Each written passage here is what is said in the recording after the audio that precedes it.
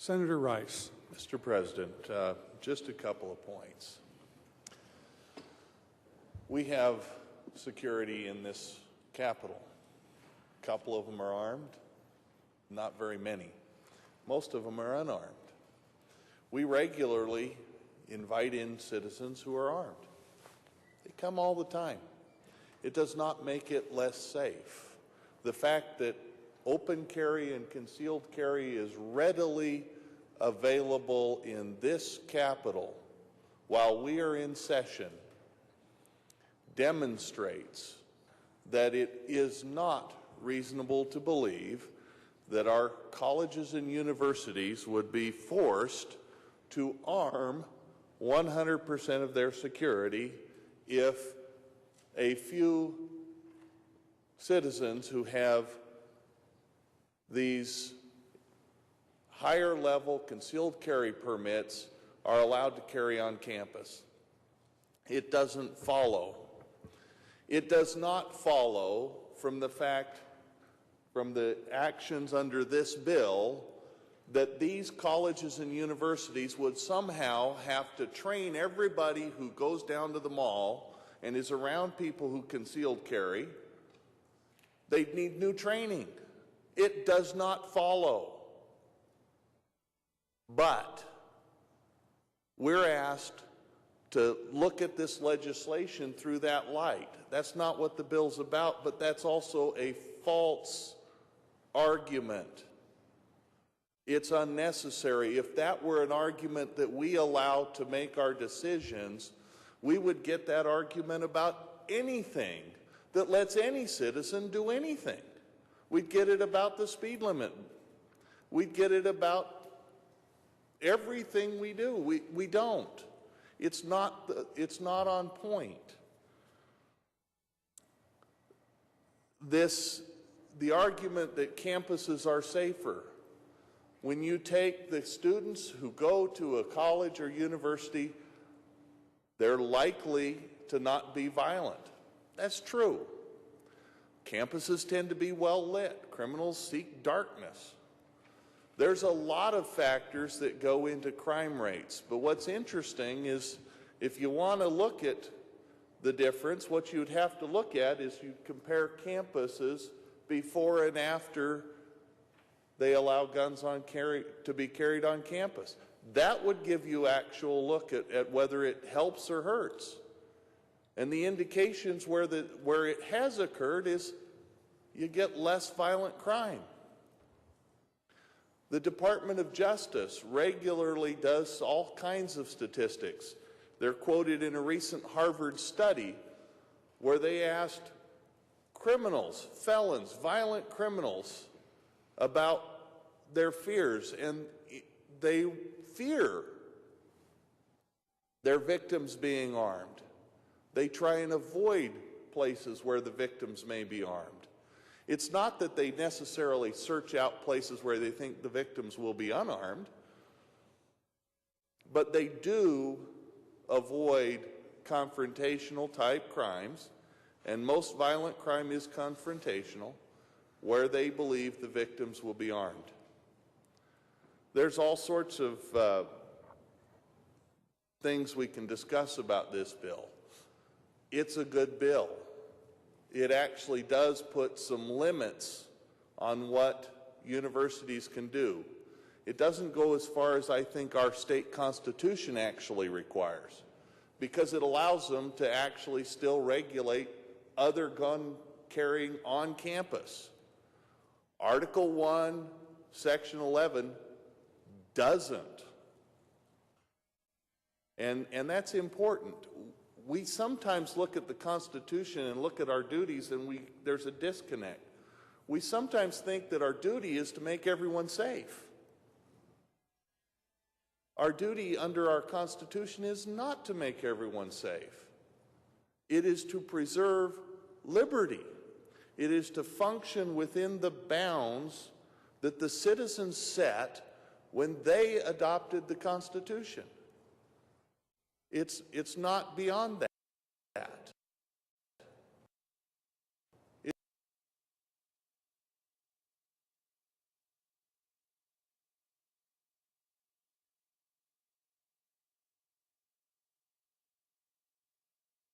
It's not to make a society that is absolutely safe. It is not to protect citizens from themselves. We go beyond our authority when we look at it that way. We need to look to our governing documents, our state constitution, and those parts of the federal constitution that apply to the states.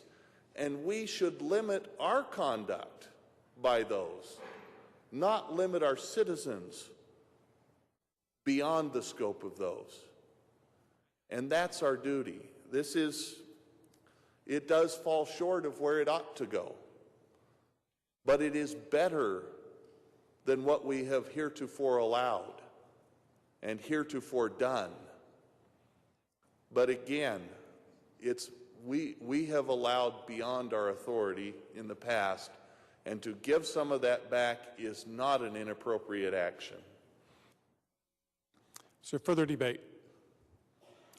Senator Johnson from District 6. Thank you, Mr. President. To debate the bill. Good senators, I appreciate the senator from 10's comment on being on point. Maybe just to share a little humor, and then we'll get back to business. 1985, Louis Grizzard, in search for the true American grit, wrote a book. It was entitled "Shoot Low, Boys, They're Riding Shetland Ponies." So, I think we're doing that today. We're looking for some grit here, and where is our mark? So, I'd like to share a couple of comments that I have in reading the bill and listening to the debate this morning. First one is going back to House Bill 192. And Mr. President, if I can read from the committee minutes from the State Senate Affairs. No, sir, you may not. Can I summarize them then, Mr. President? No, sir, you cannot refer to what went on Okay. in committee. Thank you, Mr. President. A comment on the enhanced weapons permit then. My understanding of that permit is that it was to allow those that had that permit to be recognized in other states so that they could travel with that. So for me, I'm not certain that that really adds to the bill to carry that on campus. In other words, should you have an enhanced permit or just a regular permit to carry on campus? And I quite honestly don't know if I have a difference in the two, because my understanding is the purpose of the enhanced was for something else and not necessarily to carry on campus. The second comment I'd like to share with you is my son, who is now over the age of 19, but at 19, spent a little time in the Middle East defending his country and had to mount a .50 caliber machine gun. And had he come home early to start his schooling, his education, and the state were to pass a bill which says, well, you have to be 21 to carry concealed on the campus, I wouldn't agree with that, because this is somebody that's gone through a lot of training. He's very disciplined, and I think he should have the same opportunity as those that are 21. So again, I'm not quite sure that I understand the purpose for the 21-year age limit. The third item I want to share with you is we've heard it several times on the floor today that policies change over the years, and they do. I went back and reviewed some of the session laws going back to 1990, and the state did set policy. We set policy, we took policy away. And I think the good senator from 13 said that again today, that the legislature sets the policy. So again, does the legislator set it, or do we bring that decision authority down to the local level and let them set authority? Or set the policy, do they have that authority? And I think we've allowed that in the past, and now we're trying to take some of that policy-making decision away by this legislation. And the fourth and the last point that I'd like to share with you,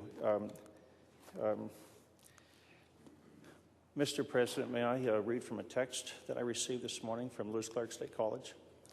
Senator may read. Thank you, Mr. President. Good senators, I received this from the interim provost at Lewis Clark State College, and I was inquiring this morning about whether or not others were allowed to carry weapons on campus. And the response was, it'll take me 1 second here, it says, LCSC's policies on guns apply to students. Faculty, staff comply with relevant city, state laws and regulations. So I spoke with some of those folks, and in fact there are some staff on campus that carry today. And they carry those guns in all the buildings whenever they have them in their possession. So as I read this law, this proposed legislation, and as I try to understand it, it would seem to me then that they would be allowed inside the event centers, dormitories, and things like that because they're already permitted to do that. And so why would we,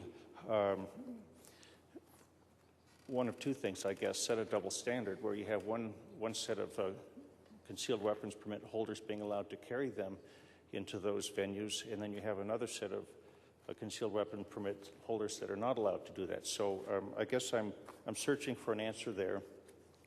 And then secondly, if not, if we were to change that in the future to say, well, yeah, you have to have enhanced, then we take these rights away that we've already given to these folks in the past. And again, that's mentioned in the statute, Mr. President, if I may read from that. Certainly. Thank you, Senator Mr. Mayhew. President. 18-3309, authority of governing boards of public colleges and universities regarding firearms. The Board of Regents of the University of Idaho, the Boards of Trustees of the state colleges and universities, the Board of Professional Technical Education, and the Boards of Trustees of each of the community colleges established under Chapter 21, Title 33, Idaho Code, hereby have the authority to prescribe rules and regulations relating to firearms. And then underneath that, we put these exclusions. And again, from a purely Second Amendment standpoint, I don't understand why we would begin to limit those rights, how we pick and choose who has the rights and who doesn't. So I can't support the bill. I have too many questions about it, but I do appreciate the debate today that we've had, and sure appreciate all the effort they went to. Thank you, Mr. President. Is there further debate? Senator Guthrie. Thank you, Mr. President. You know, I've heard a lot of talk about the hypotheticals and the what-ifs today, and certainly they have their place of relevance, I guess. But for me, this isn't about bringing guns on campus because we have them now. I think anybody that's rational would realize and admit that. For me, it's not about elections either. For me, it's looking at this through the lens of law-abiding citizens and their rights. You know, over time, we have yielded away our rights under the guise of being safer. I think it's time to stand up for some equilibrium. As I mentioned, we have guns on campus now by those that aren't supposed to have them on campus, and that'll continue as well. But shouldn't we allow law-abiding citizens some of the same latitude? Shouldn't we allow the single mom or the housewife that's taken a night class to try to improve her situation, has to walk to her car at night, the choice if she chooses to have that protection, and folks just like her? I suspect this bill isn't perfect. I suspect there'll always be questions about it, but it's certainly a good start for me, and I intend to support the bill. Thank you, Mr. President. Is there further debate? Mr. President. Senator Pierce from District 9. Thank you. Debate the bill for just a moment. I know Senator has the floor. Some of you have a hungry look in your eyes, so I'll be very short. You know, it's said that having guns are a little like parachutes. If you don't have one when you need it, you probably won't need one again. But you know, I think what the previous senator said from 28 indicated that in Article 1, Section 11 of our Constitution, it says that people have the right to keep and bear arms, which right shall not be abridged. I don't know how you do that any different. I think that's very straightforward. And we have allowed these rights to be abridged. I feel bad. I agree with the senator from 17. I wish this went a little further. If we send a kid into the military at 18 and trust him to risk his life and everything else, I question why we would limit him here. But I think this is a step in the right direction. Maybe another time we can come back and make the other necessary changes, but I think it's long overdue. You know, I issue a challenge, too, today to the universities and the colleges of this state. If you truly have the concern of safety of people, close your campus, put a magnometer at every entrance, and then say we'd like to talk to the legislature about closing that right out, but they won't do that. We want to create this zone that's gun-free, but we don't want to take the necessary steps to allow it to be that way. We've been given rights, and I'm tickled to see us starting to take some back. Thank you. I'll be supporting the bill. Is there further debate?